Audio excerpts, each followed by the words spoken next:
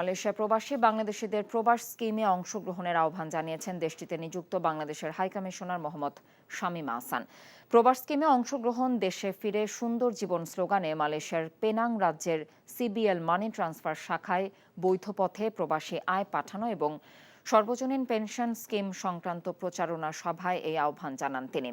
Malaysia থেকে NTV staff correspondent Kaiser Hamid Hannan জানিয়েছেন, তথ্য প্রযুক্তি কনসালটেন্ট পাভেল সারওয়ারের সঞ্চালনায় এবং সিবিএল মানি ট্রান্সফারের প্রধান নির্বাহী কর্মকর্তা মোহাম্মদ সাইদুর রহমান ফরাজির সভাপতিত্বে প্রচারণা সভায় প্রধান অতিথি ছিলেন মালয়েশিয়ায় নিযুক্ত বাংলাদেশের হাইকমিশনার মোহাম্মদ শামীম আহসান।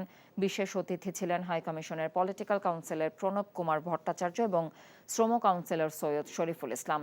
সভায় হাইকমিশনার প্রবাসীদের নানা সমস্যার কথা শোনেন এবং প্রবাসীদের প্রশ্নের উত্তর দেন।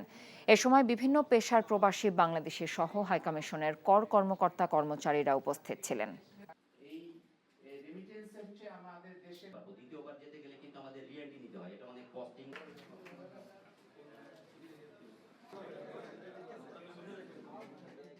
স্কিম এটা একটু অসাধারণ একটি উদ্যোগ আপনাদের ভালোর জন্য, এবং এটি আপনারা অ্যাভেল করবেন।